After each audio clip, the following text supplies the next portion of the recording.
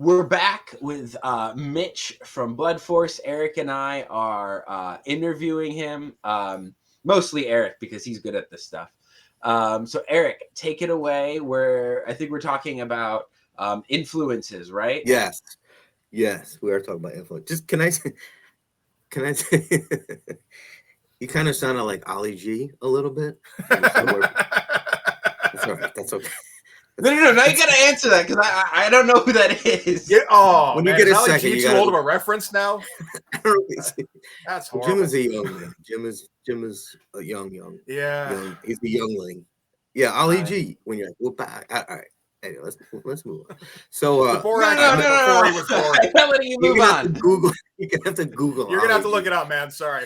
There's no way to explain Ali G. Yeah. All right. So Mitch, I always suspected, and I could be wrong, that your favorite artist is Walsh Portacio. Is that correct? I'd say he's my favorite image artist now. But he's not your all-time favorite. Well, no, I mean now he's become my favorite image artist. Okay, he wasn't before. When I was a kid, I was all about Jim Lee. To be honest, yeah. Okay. All right. All right. I don't know. I just always got the impression that you really were a fan. So you're saying now? Yeah. No. Now that I've been doing the revisits and really going through Wils's work, and I don't know, just there's a level of creativity there that isn't in. I don't think any of his image coworkers work themselves. Actually, there was one you done. Well, he did X Factor, right? He did X Factor for Marvel, and then he did X-Men. He did Uncanny, yeah, for maybe I don't think it was 10 issues. I think it was less than that. He did a few before that too. He did Punisher, and I feel like there's probably something else in between Punisher and X Factor. I can't remember what it would have been. And then he did, when he joined Image, he did Wetworks, and that was his baby. And that one really never took off, did it? Wetworks. I mean, there was a whole lot of problems with it because he was scheduled to come out with it shortly after, like probably around the time Pit #1 came out, like early '93. And then he had all sorts of problems, like with his health problems in his family, where members of his family were passing away. And it kind of knocked him off the shelf for like a couple of years. And so he did eventually come back. And, it was great. But the problem was by the time 93 came around, the bubble had already burst. Yeah. So. That's interesting. That just jogged my memory in one of your videos. Again, these videos are fascinating. I strongly recommend anyone who's into comics, especially the 90s stuff, check out Blood Force videos. You'll learn something new every time. I recommend them too. Yeah. You might be a little biased there. No, maybe completely impartial. I liked in one of your videos, I don't remember which one it was. It might have been. I might know which one it was. It was definitely an Image one because you began by saying that Image wasn't the I'm gonna blow this. Image didn't cause the bubble to burst. Image was the Archduke Ferdinand. Yeah, that was a more recent one. I don't remember which one that was. Yeah. I would just amend that to say Image was maybe the Gavrilo Princip, not the Archduke. That's too obscure for me, man. But so let me ask you. So you think if Image never happened, how do you think the comic industry would have progressed if, let's say, all those artists stayed with Marvel? I think it would have gone the same way eventually. It maybe would have been a little bit delayed. It feels like a lot kind of converged on Deathmate. Yeah, because right. I mean, just that turned into such a cluster. Yeah, with how late the Image books came out, and then that started. I think that was when they had to start. Oh, what was the deal? I think if the books weren't on time or like within 2 months or something like that, there was a full returnability clause, something like that, and they had to be completely reissued. Oh, from the retailers? From the retail outlets, yeah. Okay. Ooh. I always had the impression that Deathmate killed Valiant. I don't know. I just had that. What killed Valiant was, in my opinion, was its owners. When they sold to Well, when they kicked out Jim Shooter, Yeah. who was, he was kind of the guiding light on that thing, who had some questionable practices, but like he understood where the market was going, I think, better than anybody. And so they kicked him out, and because the Valiant books were, Jim Shooter made a big deal about keeping the print runs low because he didn't want to get to a point where the company relied on 6-figure print runs. Okay. Because he could see the bubble bursting soon, and like 50,000 print run comics, he knew they would be able to keep up with, but like 600,000, that was, there was no way like 2 years from now.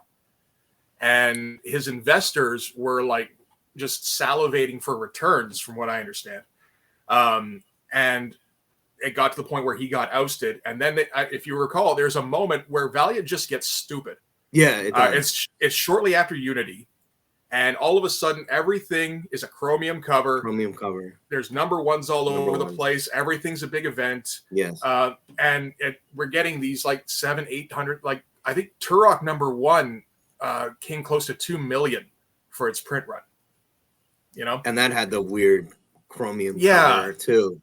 So they became everything they weren't, everything they professed not to be. But again, it's at that point, the guy who was running the ship was gone, and you had the inmates running the asylum, right? And all they wanted was the money, and they weren't worried about long-term health of the industry. So, and they got their money. Whereas Jim Shooter could see down the road a little bit. He was kind of very forward thinking in that sense. When they got out of the newsstand, that's the thing that really killed the 90s comics, was getting out of the newsstand, and they moved completely to the direct market. Right. Yeah. Because the whole deal there was that the newsstand had a returnability deal, where whatever they didn't sell, they could just send back. So you didn't have any guaranteed sales, whereas the direct market wasn't able to do that. The problem, of course, is that you weren't selling nearly as many to the direct market as you were to the newsstand. Yeah. And the newsstand was everywhere. The direct market is just where, it's just in those stores. It's a boutique industry. Right. And, kids don't know where comic stores is, but kids know where the convenience store is. And if the comics are there, they'll buy them. Yes. I had a friend who owned a comic shop right as the bubble was starting to burst. And he was kind of explaining to me the way it worked. He'd get them at like a wholesale price, but he couldn't return them. Right, so he got them at 50 cents to the dollar, but he'd be sitting on boxes and boxes of unsold back issues. And I mean, it's gambling, right? Because there's, he can sell it for the cover price. Like, say if he buys it for $1 and he sells it for $3, but then he'll also have issues where he's gambling the value is going to go up to 25. Yes, right. Or he gambled that people actually wanted this. I remember the Return of Superman. I don't remember which number it was, the white sealed one. I remember he was just sitting on boxes of these. He's just like, I can't give these away. He thought he wanted to buy enough that it would be, you wanted to take advantage of the demand, but the demand wasn't there. So it was done. It was already falling off at that point. Right. So it was tricky. It was tricky in that respect. So let's get back to your influences. All right. So I struck out with Portasio. I thought he was your favorite all time. So I'm just going to run down some artists, and you just react, just like we did in the earlier segment. We just react with the Canada. Sure. Just react. There's no right or wrong answers. These reactions might be a little bit longer. I have more to say about like comic artists than I do about Canada, I have to say. I mean, that's fair. There could be wrong answers. We're not nearly as patriotic up here, You're not that patriotic. Nah, Canadians. The Americans, we love. We're love apologetic. ourselves. It's close enough. That's why we like it. You gave us Nickelback, but we'll overlook that. All right, here we go. Ready? Just react to this. Steve Ditko. Never liked him as a kid. What? I can get why people enjoy him now. Like, I can see it, not to the extent that they do. I don't get why he's heralded as a master, but I assume I'm missing something. I haven't looked at a lot of Ditko. So your assumption is correct that you're missing something. Jim Lee, you said, is your all-time favorite, right? No, Jim Lee, I said, was my favorite. Child, he was your favorite growing up.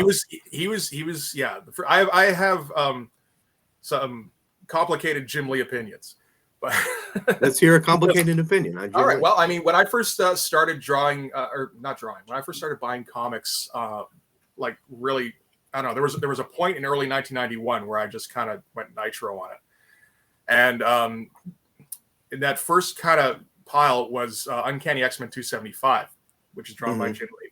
Yep. And that was, yeah, I mean, that was the most amazing looking book I'd ever seen at that point. And that was the standard I held Jim Lee to. Okay. Right.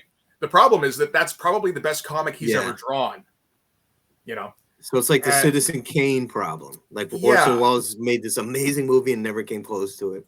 Yeah, so I kept buying Jim Lee books after that, expecting to get, maybe at least like 90% of Uncanny 275. The thing I didn't know was that Jim Lee wasn't the only guy drawing Uncanny 275, because that was when Homage Studios was a thing. I don't know if you guys know about Homage Studios.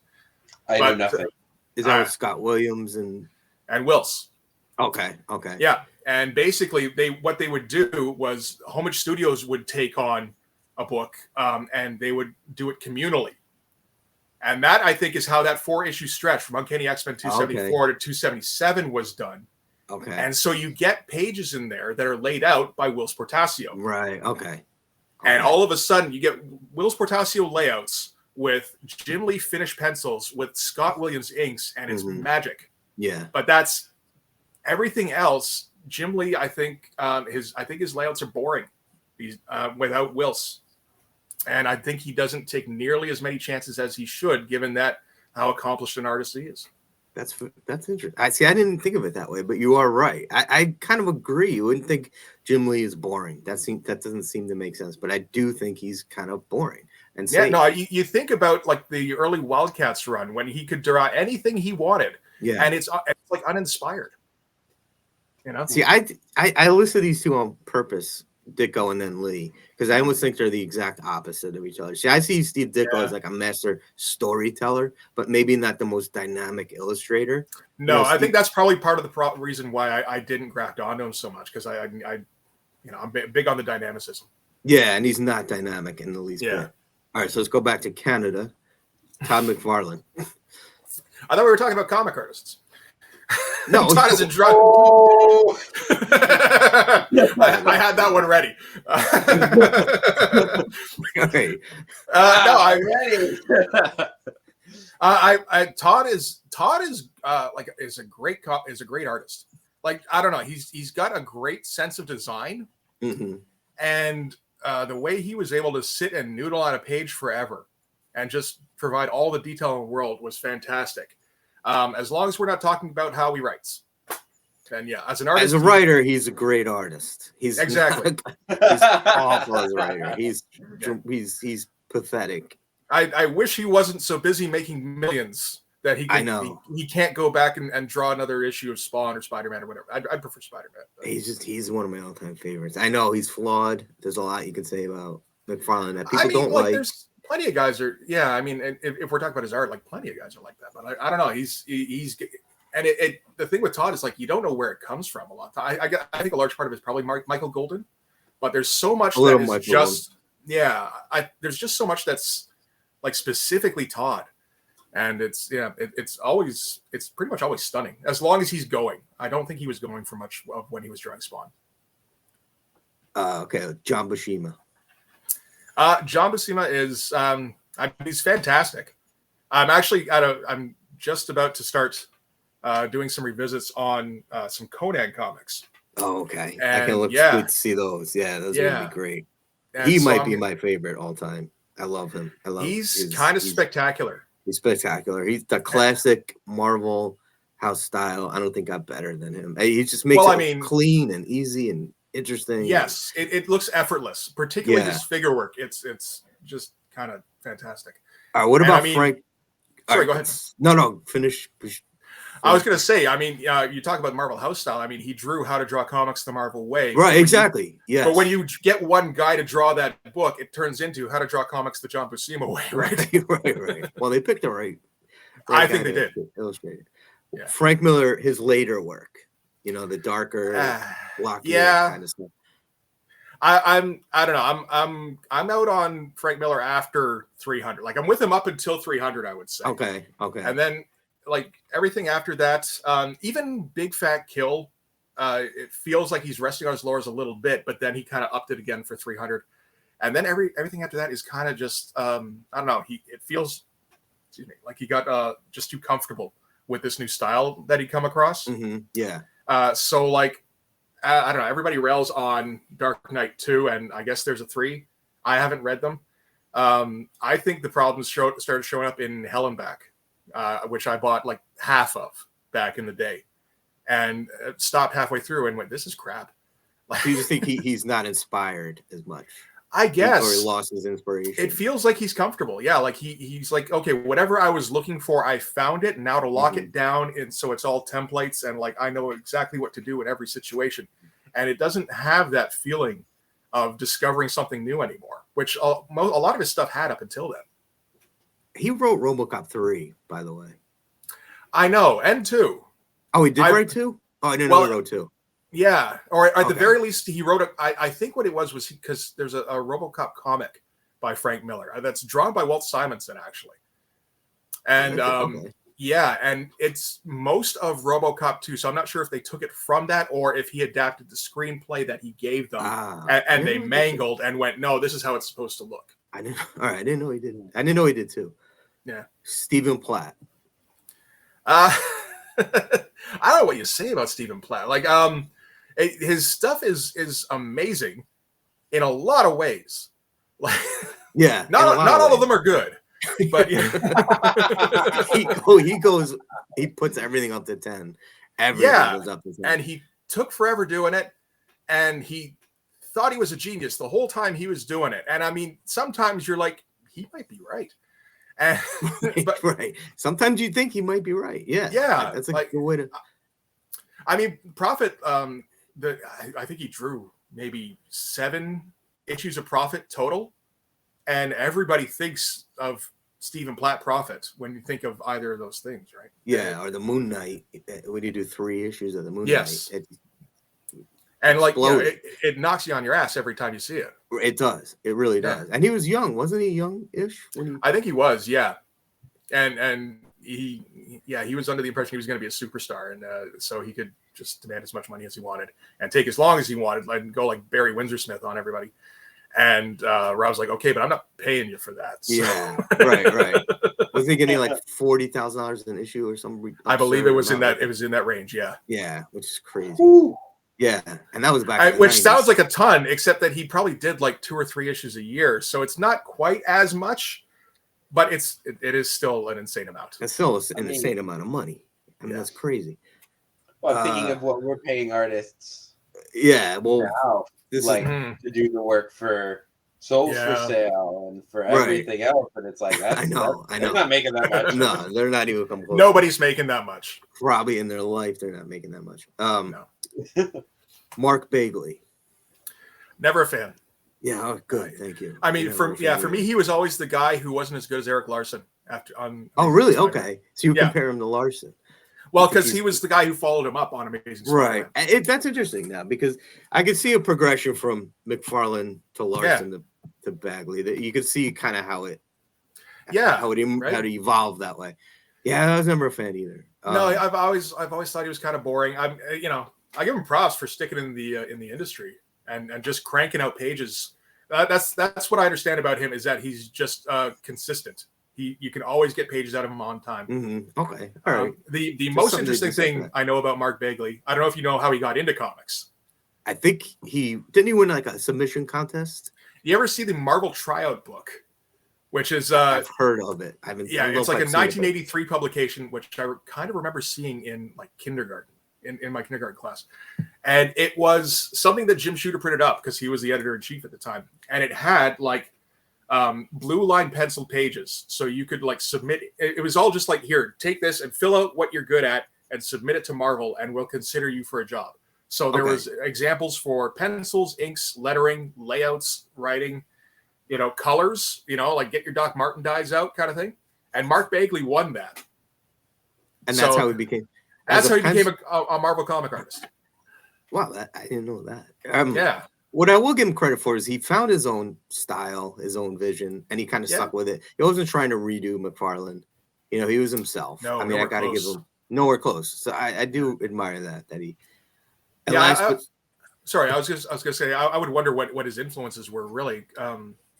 Thinking about it, but yeah, nothing like what was coming out at the time. No, not at all. And last but certainly not least was Jack Kirby. I mean, there's no Marvel Comics without him because he created it all. Right. Yeah, okay. And half of DC too. Sorry? And half of DC too. Yeah. A lot of DC, yeah. He did work a lot on DC. And I mean, he revolutionized the industry. I know. I'm not like all Kirby all the time guy, which might be a bit of a surprise. But there is still sort of a separation between me and the 60s stuff until you get to like John Buscema, and like that I completely see. But when you look at the stuff that's coming out in like 1959 versus 1963, and it's like, oh, okay, I can kind of see why this caught on, maybe. Yeah. Because it just everything explodes all the time, and it's all larger than life, and it's amazing. He defined the visual for the comics industry. Yeah. Since the Marvel age, I think. He's the most important person in the history of Marvel Comics. I think and there's an argument to be made he's the most important person in the history of superhero comics. I was going to say the only other real contender for that was Siegel and Schuster. But that's fair. No, that's fair. That's fair. And just think about the volume that he's putting out too. It's insane. He was drawing like 3, 4, 5 comics a month. Yeah, it really was insane. It really was insane. So I don't know, is there anyone you try to emulate or take your influences from? Whoever I revisited last. I've noticed. Okay. Yeah, like there was I've noticed that there is a lingering kind of stain. Maybe that's not the right word, but like depends on who you read last. Yeah, when I was doing the Prophet comics, I started doing a bit more rendering and coming up with weirder panel designs. I noticed. Okay. And so it's almost like subconscious in a way, right? You're not intentionally trying to. Sometimes it is a little bit intentional, where it's like I should try that out, and sometimes it's just like, why does this look like plaid?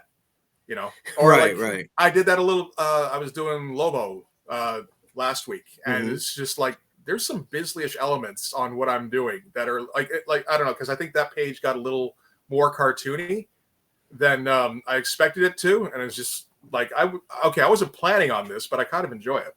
I guess that would make sense. I mean, I think musicians say the same thing. Like they're kind of influenced by what they're listening to, even if they're not conscious of it. But if they're listening, if they're in a certain mindset and they're listening to that, it's going to come out in what they write and what they perform. So I would think it'd be the same for a visual artist, right? Yeah, it seems to be. It's never really been a thing for me before, but then I've never been drawing regularly up until the last year and a half. So, all right. Well, make sure you just don't read too much or revisit too much Liefeld. I was going to say, we don't want last week was X-Force week. Or I guess this week is X-Force week. That last week was when I filmed it. You're gonna have to clean your palette with something, maybe like Dale Keown or revisit something. If you're gonna be subconsciously influenced, you don't want to be subconsciously influenced by. Yeah, I'll take a look at some more Silvestri or something soon. Yeah. Okay. Yeah. Absolutely. Wait, Blood Force. How you came up with Blood Force? The name Blood Force. Is that a play kind of on how Liefeld? That was another thing where it was just kind of the most generic name, right? And I remember because was it Richard Friend does a monthly podcast kind of thing, or just a live stream, and I popped up in there, and he was like, "That's like in the Wizard comics. They had that contest where they had like all the different words, and you matched up the different words to make your team name, and like Blood Force." And it's like, that is like, I remember that now. Yeah. You could take like Wolf, Blade, War, Blood. There's like a few words. Yeah. Take any two and put them together. Exactly. And I didn't want it to be like clever, because like there were a couple, and it's like, no, it's not. I mean, it might have some clever moments, but no, like the theme is dumbness. like the team is dumb. they're not going to come up with a clever name for themselves. So that should be what the book is called. They're gonna come up with a dumb name. They're dumb people who are gonna come up with a dumb. They're not gonna come up with something clever. You can count on it every time. And I love that they freely call themselves Blood Force. We are Blood Force. Everything's blood. This, there's the blood ship. There's the blood computer. The blood this, blood that. It's almost like the Smurfs. Like the Smurf. Everything was like Papa Smurf, Smurf. Everything was like a Smurfette. Well, that's another fun part is seeing how I can make puns out of everything and turn. Like I'm running out of blood puns, but it's gonna be. But like difficult. You got the headquarters, which is Blood Bastion, and you got the jail area, which is the blood cells, and all that kind of stuff.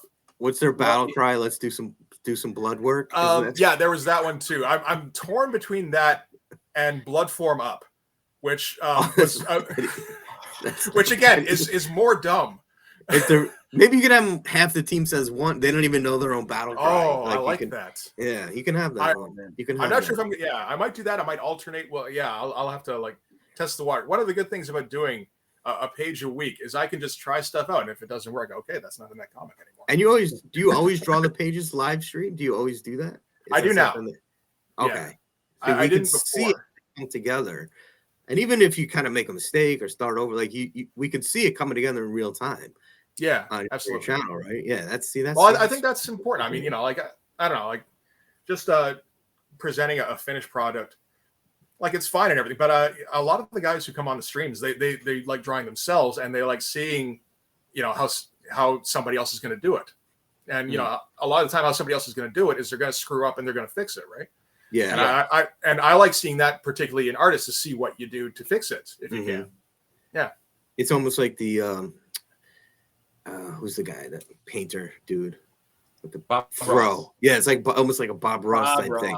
And what was always fascinating was how he'd create it. You think he'd kind of make a mistake. He'd be like, I just ruined the painting. And then it would, to see it come to life was amazing. And that's what Mitch does on his channel. You could just, if you're into comics, you could just watch it all day. You could just watch it all day.